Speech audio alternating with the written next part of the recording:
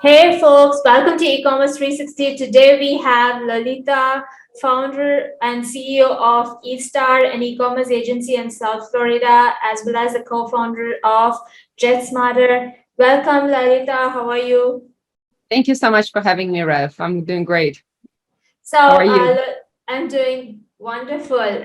So before we jump into the topic of the day, which is BFCM 2021 checklist. Okay, let us a bit into who you are and your agency and how your journey for this agency. Okay, perfect. Yeah, so right now I'm a founder and the CEO of Evestar. We're the fastest Mhm. growing e-commerce agency. We represent brands from startup to large corporations. We're mostly known for our fashion world, fashion segment, as we represent lots of really great brands from the fashion apparel segment. How I got into the agency, my career started with. Co-founding the company called JetSmarter. It was Mhm. it got to be a pretty large business, a unicorn size. Wow. It was a tech-enabled, product, private aviation segment. The company got acquired in 2018. So, this is when I launched, an e-commerce agency because I noticed that e-commerce became kind of the new kid on the block and was one of the fastest growing segments. With my experience in launching brands and walking the path of an entrepreneur from raising money to trying everything in marketing. I have an incredible experience of building my own brand. I think this is where lots of entrepreneurs today find value in Evestar because we definitely walk the path of scaling brands. Evestar got launched in 2018, and today we're pretty large size already. That's a fascinating story. The journey that you have been through as an entrepreneur, I'm sure it relates to a lot of e-commerce brand owners who are just starting, or probably they feel that their story is not relatable enough when it comes to agencies. So it's great that you share the experiences they would like you to share. Let's jump into the topic, which is BFCM 2021 checklist. So we know that BFCM is always about discount and deals, but what can brands do this BFCM 2021 beyond discounts and deals and bundles? Okay. I think that in e-commerce, we basically prepare for Black Friday, Cyber Monday for the whole year. Brands that are disciplined throughout the year are going to do much better during Black Friday and Cyber Monday.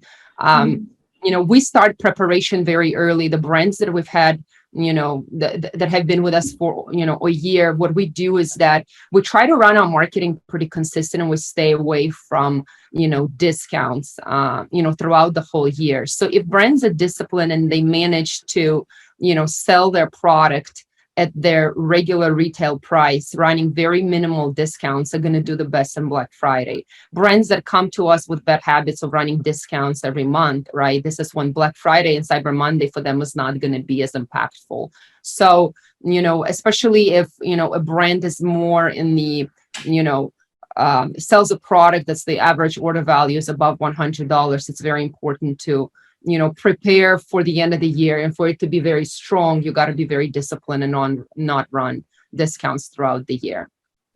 Absolutely. And we also hear that since most of the BFCM customers are going to be probably one time, right? So it makes a lot of difference to have the first average order value to be really high because you're not expecting them to really come back. So going deeper into the strategies, what kind of strategies would you advise for brands to crush this BFCM sales? In terms of I'm going to tell you that what we're going to take this year, because the strategy has always changed. So we're going to start Uh-huh. running pre-Black Friday sales, probably a couple weeks earlier than Black Friday, and we're going to Mhm. split our campaigns into pre-Black Friday, Black Friday, Cyber Monday, and post-Cyber Monday. So with every campaign and with every discount and an offer, it keeps getting stronger and stronger as Mhm. probably 4 weeks of Black Friday, Cyber Monday continues. So that's our strategy. But I think that brands this year compared to last year are going to start, launching pre-Black Friday sales earlier this year. So we're going to do the same. Absolutely. And you spoke about the frequency. Let me ask you about the content and the messaging, right? Almost all brands are going to be marketing heavily for BFCM because that's where they can get the customer's attention. How do brands cut through the noise and stand out from the crowd this BFCM? Well, I think that it's all preparation and creative, right? Like we already started preparing for Black Friday, Cyber Monday, I would say, in the beginning of September. So it's a very heavy load on creative. So you have to make lots of different creatives with, obviously you got to go very bold with discount messages, but you're shooting for, really great catchy creative that can get you the best click-through rate. So we make for our brands lots of different creatives for the ads, right? And it's different types, where you go bold, where you don't go bold, because you got to upload everything into Facebook, and you have to have that in ammunition in case you launch something and it's not doing very well. So it's all in the preparation. The same thing on emails, right? So we every single email has different creative and design, and it gets catchier and catchier as you go. So for, I would say, Black Friday, Cyber Monday, for let's say that any like apparel brand, that we will have about 20 different email designs and things like that, and the same thing for the ads. So there's going to be lots of brands, as you said, competing for the attention of the Yeah. consumer. So the creative matters here. You're going for the highest click-through rate, and you really got to put in the work right now. I'm glad that you brought up Facebook ads, right? So I was just going to ask you about how brands, now that the Facebook has a lot of limitations when it comes to targeting the audience that they were used to targeting. Brands are feeling a lot more crippled this year. How are you finding a workaround for brands? Okay, so I think that what changed the most is the visibility and the tracking, right? So you're kind of flying a Yeah. little bit blindfolded on your campaigns when the agency is used to looking at the ROAS, and the ROAS right now dip because you're kind of flying a little bit blindfolded. It's expected. We prepare our brands and we kind of teach them not to look at the ROAS. We're very educational whenever we lead the brand. So we teach them to look at on the ROI basis versus ROAS, and looking in direct attribution of Facebook. So as long as your ROI metric, that multiple, stays the same and it grows, right? And your Shopify or whatever the brands use, WooCommerce, BigCommerce, grows, those numbers matter today much more than looking at direct attribution of Facebook. So, and once you explain that to brands, and they understand that, there is less panic. So you kind of got to get disciplined and do the same thing, and just understand that looking at direct Facebook attribution right now is not can steer you the wrong way and can create a lot of panic. Absolutely. And while we're talking about acquisition, can we also talk a bit about retention? Because we are going to have brands are going to be having a huge influx of customers or visitors to their website during BFCM, and they're not. I mean, they're definitely going to hit their sales target most likely. How do they retain these customers? Because right after the BFCM, we see a huge slump, right? So how do they go about retaining the customers that they've acquired during BFCM sales?